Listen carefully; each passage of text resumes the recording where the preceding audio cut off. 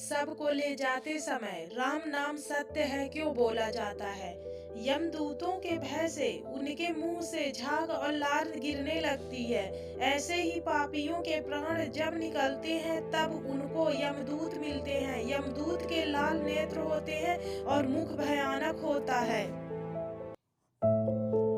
उस समय यमदूत अत्यंत क्रोधित होते हैं और उनके हाथ में पास और दंड होता है और वह दांत को पीसते हैं। उनके मुख काले और नख विशाल होते हैं। उनको देखकर प्राणी भयभीत होकर मलमूत्र का त्याग करने लगता है। ऐसी अवस्था में जीव शरीर से निकल जाता ही है और मुंह में अपने घर को देखता है और उसी समय यमदूत उसे पकड़ लेते हैं। यमदूत उसे गले में रस्सी बांधकर ऐसे ले जाते हैं जैसे गुनहगार को सिपाही राजा के पास ले जाते हैं। वे यमदूत मनुष्य को मार्ग में नर्क के भयानक दुख और तकलीफों के बारे में बताते हैं और धमकियां भी देते हैं। यमदूतों की ऐसी कठोर वाणी को सुनता है और तड़पता है। भय से तड़पता वह मनुष्य अपने पापों को याद करते हुए उस मार्ग से जाता है। कुत्ते मार्ग में उसे काटते हैं। उस मार्ग में उसे खाने को खाना और पानी नहीं मिलता। सूर्य की तेज गर्मी से चलना पड़ता है। यमदूत उसे मार्ग में कोड़े से मारता है और घसीट कर ले जाता है। इस प्रकार अत्यंत पीड़ा सहकर वह अंधकारमय यमलोक में पहुंच जाता है। वहां उसे उसके पापों का फल मिलता है। यमराज उसे घोर नरक की यातना देकर फिर से मनुष्य लोक में भेजते हैं। अपने पुत्रों द्वारा दिए गए पिंड और दान को वह जीव खाता है, पर फिर भी पापी जीव होने के कारण उसकी तृप्ति नहीं होती। जिस मनुष्य का पिंड दान नहीं होता वह प्रेत योनि में रहकर निर्जन वन में दुख पूर्वक भ्रमण करते हैं। यम की यातना भोग बिना जीव को मनुष्य के रूप में जन्म नहीं मिलता और वह योनियों में भटकता रहता। गरुड़ पुराण मृत्यु के बाद मरणासन व्यक्ति के कल्याण के लिए किए जाने वाले कर्म। उस पिंड के रोज 4 भाग होते हैं। उसमें से 2 भाग पंचभूतों को, 1 भाग यमदूतों को और 1 भाग उस जीव को खाने को मिलता है। ऐसे 9 दिन तक पिंड दान करते ही हैं और वे लोग खाते हैं।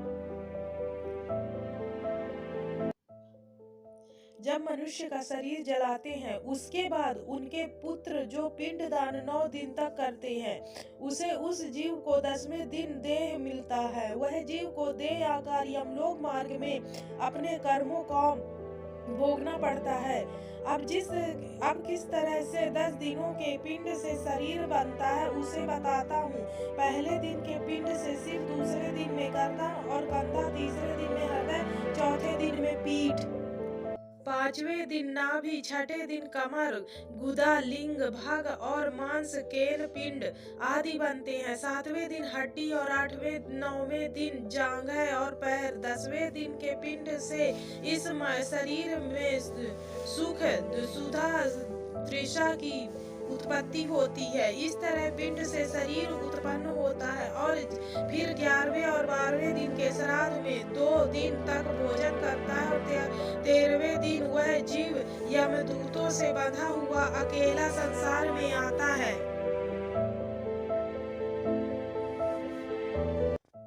हे गरुड़, बैतरणी को छोड़कर केवल यमलोक 86,000 योजन विस्तीर्ण है। अब इस जीवन में रोज 24 घंटों में क्रमशः 247 योजन यमदूतों के संग निरंतर चलना पड़ता है। चलने वाले इस मार्ग के अंत में 16 ग्राम पड़ते हैं। उनको पार करके धर्मराज के नगर में वो पापी जीव पहुंच जाता है। इन सब नगर के नाम कुछ इस प्रकार है: सौम्यपुर, सोरीपुर, नारेंद्र भवन, गंधर्व शैलाग्राम, क्रोच, क्रूरपुर, विचित्र भवन, दुखा, नानकरंगपुर, सुतप्त भवन, रौद्रनगर, पयोवर्षण, शीतब्ध, बहुभीति के नाम से जाने जाते हैं। इसके बाद यमपुर है। यमलोक में जाने वाला मनुष्य अत्यंत पीड़ा भोगता है और अपने कर्मों को याद करते हुए पीड़ित होता रहता है। अपने कर्मों के विषय में चिंतन करता हुआ अनेक दुख भोगता है। इस पर भी यदि वो दोबारा जन्म प्राप्त करता है तब उसी प्रकार भगवान को भूलकर कर्म करता है। दोस्तों, अगर मेरी वीडियो पसंद आई हो तो please like, share and subscribe.